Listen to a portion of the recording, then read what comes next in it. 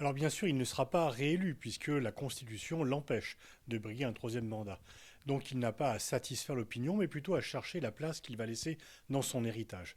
Le problème, c'est qu'il y a de nombreuses contraintes qu'il n'a pas choisies, et notamment la guerre entre la Russie et l'Ukraine qui vient singulièrement limiter les marges de manœuvre de la France. La France a pour habitude d'avoir un partenariat très fort avec la Russie, ce qui lui donne des marges de manœuvre par rapport aux autres pays de l'OTAN.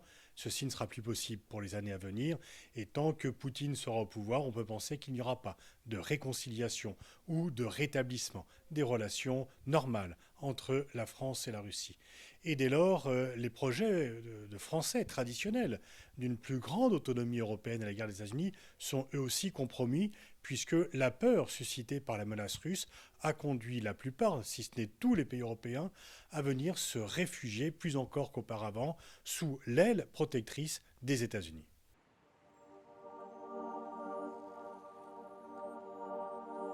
C'est plutôt la continuation. Ce qui aurait été un virage, c'est l'élection soit de Marine Le Pen, voire de Jean-Luc Mélenchon. On peut penser que les pays européens ont été rassurés de voir Emmanuel Macron être élu plus tôt que Marine Le Pen. Le programme de Marine Le Pen, il est anti-construction européenne, anti-mondialisation et également pro-russe, à un moment où les relations avec la Russie sont pour le moins compliquées. Et donc Emmanuel Macron est rassurant pour les pays européens. Ceci étant, on peut dire qu'en 2017, son élection a suscité l'enthousiasme.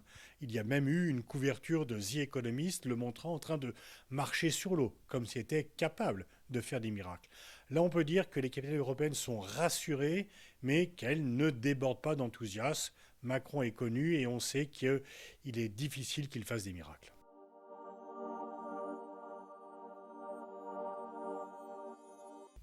Emmanuel Macron a joué un rôle assez important au sommet à la fois du G7 et de l'OTAN en juin dernier pour ne pas laisser les États-Unis embarquer les pays européens dans une croisade anti-chinoise.